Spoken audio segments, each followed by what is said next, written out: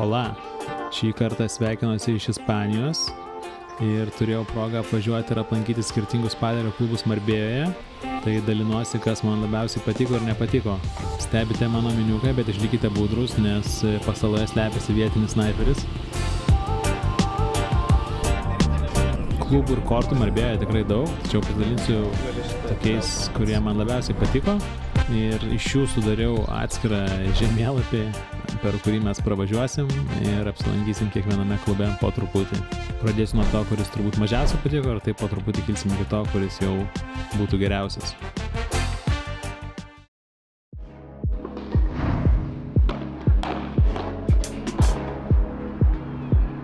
Pradedant nuo paskutinės vietos, tai turbūt duočiau Los Monteros.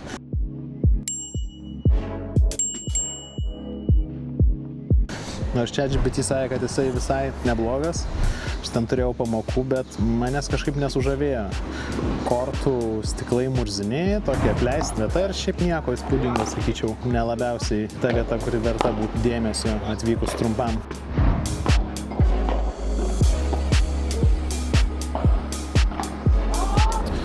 Kas aktualu pasidalinti, kad bukinti kortus ir rasti pasižaidimus naudojau Playtomic appsą. Ir iš tikrųjų gaila, kad šitą appsą nėra Lietuvoje, nes jisai labai patogus. Ir su lietuviais, kuriuos sutikau tenai, kai kalbėjome, jie irgi sakė tą patį, kad tikrai patogus appsas. Gaila nėra Lietuvoje ir dėl to neišeina pasikelti į lygio ir turi tenai vargti, kol pasikelsi tą lygį, kad galėtum žaisti su stipriais priešininkais.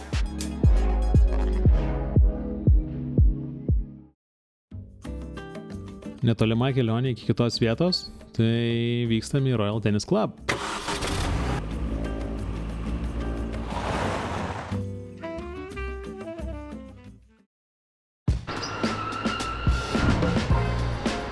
Royal Tennis Club, Royal Racket Club, Royal Tennis, Royal Padel.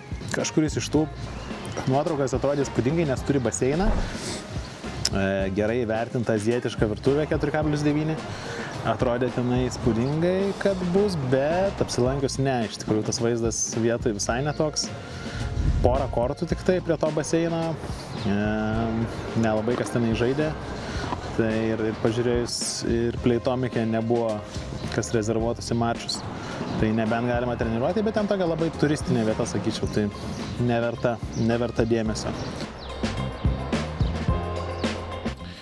Pagalvojau, kad iš tikrųjų šita vieta galėtų būti tokia kompromisinė šeimai, kuri antra pusė nori pagulėti prie baseino, o tu nori pažaisti padelį, tai šiuo atveju puikus variantas, nes viskas yra viename.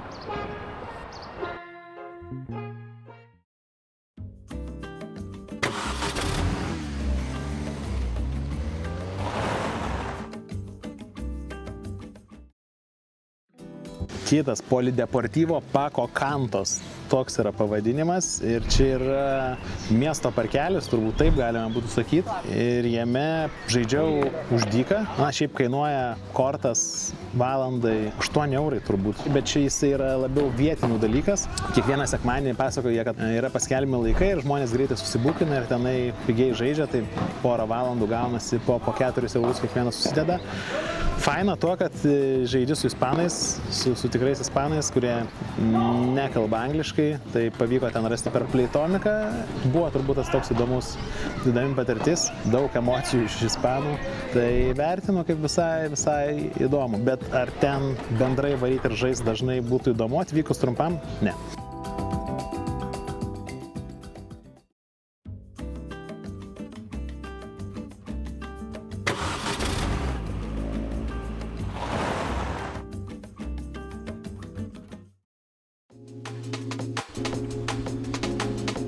Kitas Manolo Santana Tennis Club. Tai yra teniso klubas ir tenisą žaisti ten tikrai gražu, labai rami, tokia ispaniška vieta.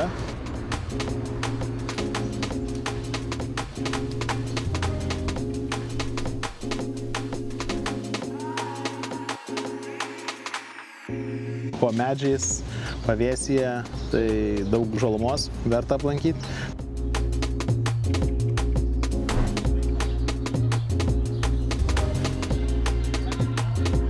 Bet padeliui visiškai ne, nes yra, nežinau, kiek ten tų kortų, 8, ne, mažiau, gal 4.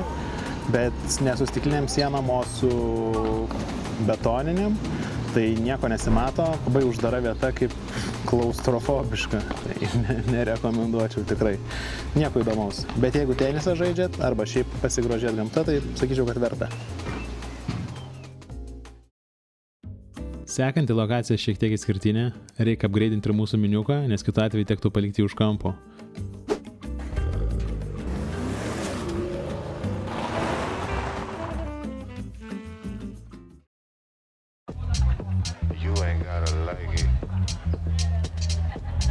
Sekantis Real Padel Club. Čia, kur teko treniruotis daugiau, ten turėjau tenai užsirezervavęs pamokų. Iš viso turi kiek 6-8 kortus. Kortai kaip ir visai neblogai, tik reikia atkreipti dėmesį į tai, kad prie pačių kortų gali būti tik tie žmonės, kurie žaidžia. Tai tarkim, jeigu vienas treniruojasi, kitas nori pažiūrėti, jisai negali eiti kartu į kortus, nes tiesiog tokios yra taisyklės to klubo. Jeigu rezervuojatės kortus nuo 1 iki 4, tada viskas okei, nes iš terasos galima matyti, kaip jūs žaidžiat.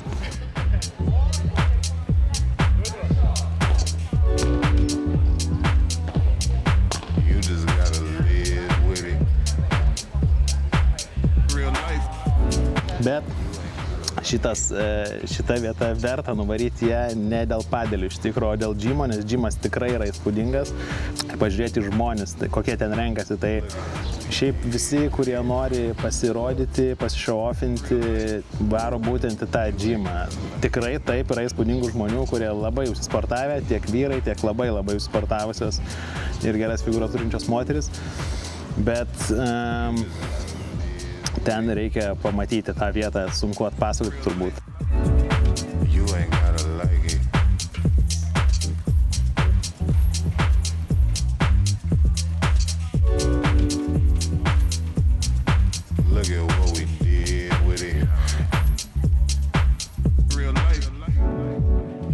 Parkingas pilnas prabangių automobilių, visi atvaro ir vieni prieš kitus rodosi.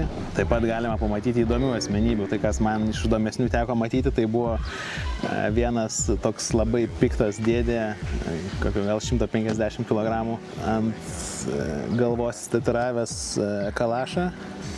Antras įdomesnis variantas, kurį mačiau, tai buvo iš rytų Europos vyras, kuris bėgo ant bėgimo takelio su Louis Vuitton tašyte. Tai neturėjo kada pasidėti. Treneris kaip ir okei, nieko naujos man nepasakė, tos klaidos kaip ir visada turbūt tos pačios, jau pas visus kur beini, jos tos pačios, tiesiog klaidos ir negali būti kitos, nes jos yra tos pačios, jie nepasakys, kad staiga viskas ten, kur buvo blogai, viskas yra gerai arba priešingai, jie tiesiog gal kitais žodžiais, kitais metodais pamėgins tą patį paaiškinti, kaip susitvarkyti jas. Tai šiaip buvo įdomu išgirsti, visai gal rekomenduočiau, bet į džimą verta nueiti. Mėnesį membershipas kainuoja 8 eurų, tai kas ir neblogai, bet vienam kartui 30, gana daug. Bet gal ir verta, bet dėl žmonių, pamatyti kokie ten žmonės, rekomenduoju. Jo, kaviniai tenai vyksta apsikeitimai Instagramais, turtingi žmonės, turtingi dideli dėdžiai ateina ir prašo jaunų merginų Instagramų, jos duoda, jie išvažiuoja su gera mašina. Tokia ta istorija.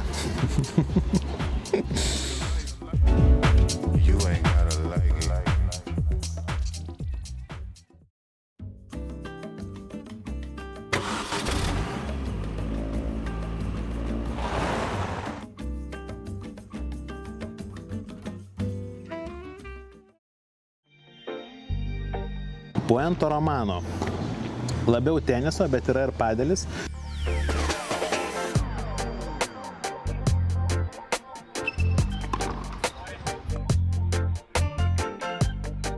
Graži aplinka, gana nemažai žmonių treniruojasi. Gražus yra teniso amfiteatras.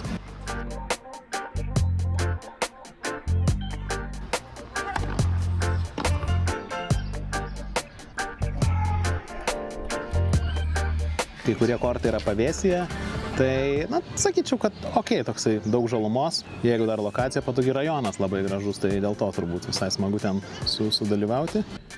Gal ką visai aktualu paminėti, kad šitoje vietoje, kaip vėliau radau, žaidžia gana daug, tiksliau treniruojasi gana daug pro sportininkų, tai tiek tenisininkų, tiek yra padelio žaidėjų. Man dėja šitoje vietoje neteko pažaisti, aš tik apsilankiau, išgėriau kavos ir tiek, bet manau, kad jeigu būčiau žaidęs, mano nuomonė būtų tikrai geresnė. Nu kaip?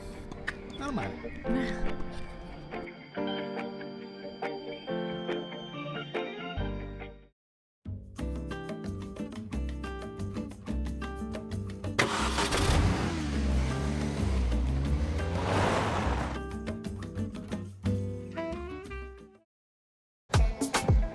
Alhambra Padel Club, čia kur dabar esu aš. Ar šitie kortai kažkuom įspūdingi? Faini, kaip ir visi kiti tie kortai.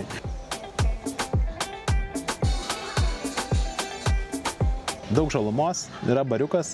Čia turbūt jeigu lokacija patogi, mačiau vyksta treniruotės, bet jie pustuščiai tokie kaip ir dauguma. Ramus rajono padelio klubelis, turbūt taip įvartinčiau. Man čia visai patinka, bet galėtų būti gal daugiau tvarkos. Kortai šiek tiek nudaužyti, labai daug smėlio, stiklai irgi nevalyti, tai galėtų šiek tiek atsinaujinti, bet visai ok.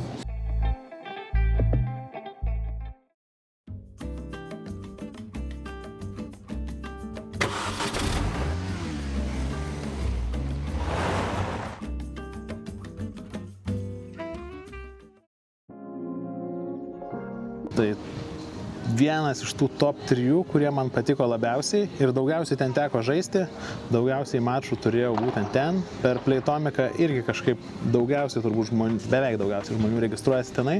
Labai faina aplinka, erdvų, daug kortų, jeigu neklystu 17 kortų. Kasdien, kai buvau, tai buvo pro mačai, būtent šito klubo pro lyga, kažkas tokio vadinasi, tai buvo įdomu pastebėti, kaip ispanų, tiksliau Marbėjos A lygis žaidžia, įspūdingai atrodė visai.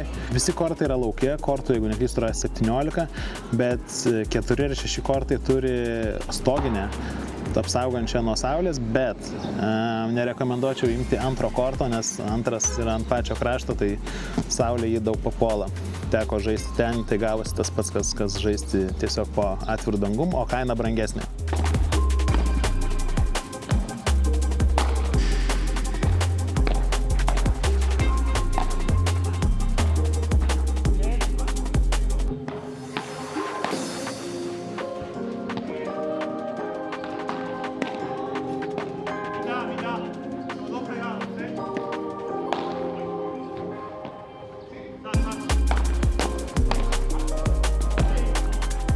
Gražus restoranas su gražiu vaizdu. Galima stebėti, kaip žaidžia pagrindinis kortas, kuris yra išskirtas, bet bendrai iš restorano nėra taip patogu stebėti, kaip žaidžia visi kortai, nes patys didžioji dauguma kortų yra nutolę nuo baro, tai nėra tokios galimybės, kad sėdi bare ir stebi, kaip kiti žaidžia padelį. Tai gal šito šiek tiek trūko, bet bendrai turbūt, kad viena labiausiai patikusių vietų.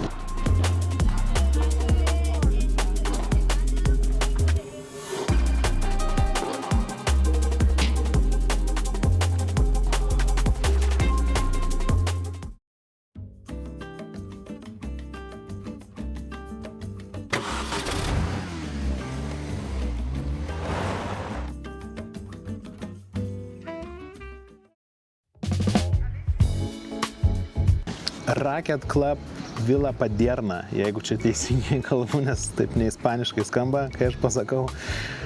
Šitas turbūt vienas favoritų buvo ir favoritų dėl to, nes tai labai ramioje aplinkoje tarp medžių, daug žalumos, pavėsiuose ir...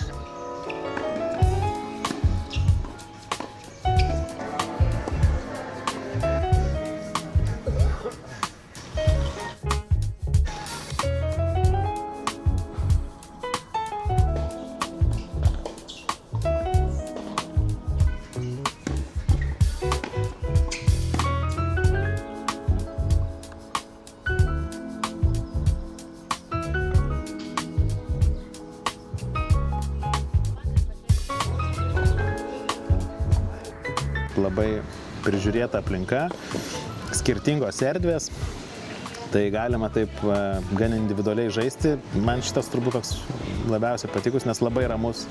Kortai skirstyti yra kortai ir stikliniai, yra ir su uždaromis sienomis, bet jie kažkaip labai dera ten aplinkoje. Šitas toks, kur dažniau žaisti, susitikus va tokiai ramybei, tai numeris 1 turbūt, arba numeris 2.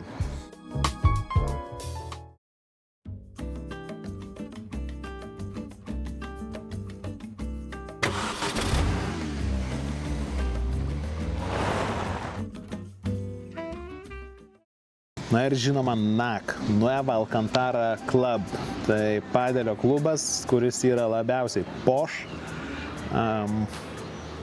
Ir taip ir atrodo, toks ir yra turbūt.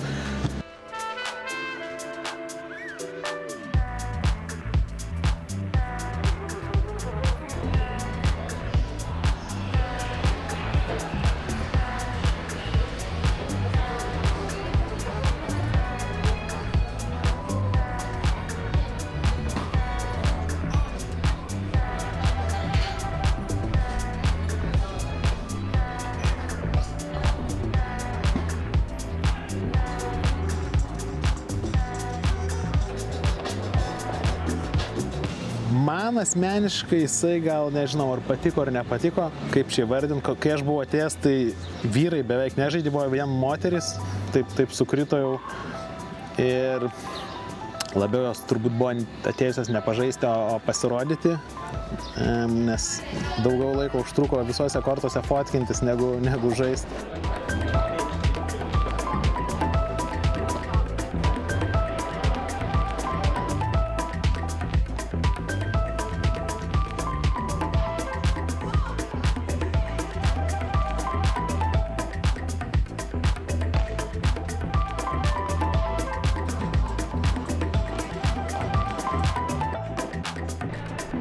Viskas gaunasi ant saulės, nėra jokių pavėsių, tai dienos metu labai karšta.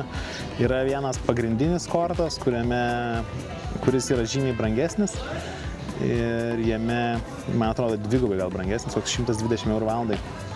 Jame būna žaidžia žvaigždės arba kažkokie pro žaidėjai labiau, arba tiesiog kas nori brangesniam korte žaisti. Restoranas geras, labai gerai vertintas ir labai skanus, maistas labai skanus.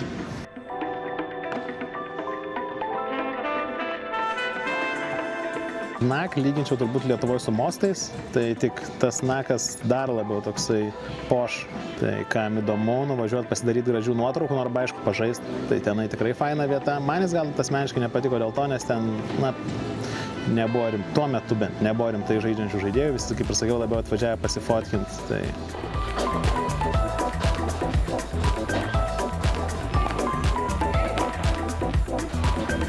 Kai buvau vyko pasižaidimai ten, jeigu neklystu, į paprastus lygius susiregistruoti nesudėtinga, jie nėra pleitomike, būtent šitas vienintelis klubas nėra pleitomike, juos reikia susirasti per jų puslapį arba WhatsApp grupę, per WhatsApp grupę tai prideda ten į kanalus ir tada gali registruotis.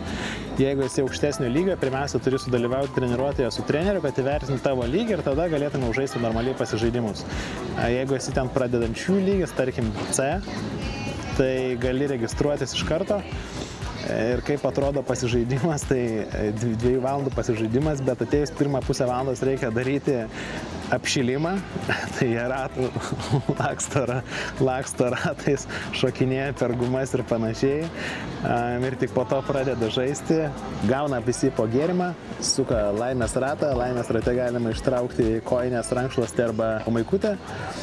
Ir kaina 24 ar 25 €. Tai praktiškai kaip Lietuvoje, kaip Mostuose žaisti. Tai čia jau brangiausi pasižaidimai, kokie yra.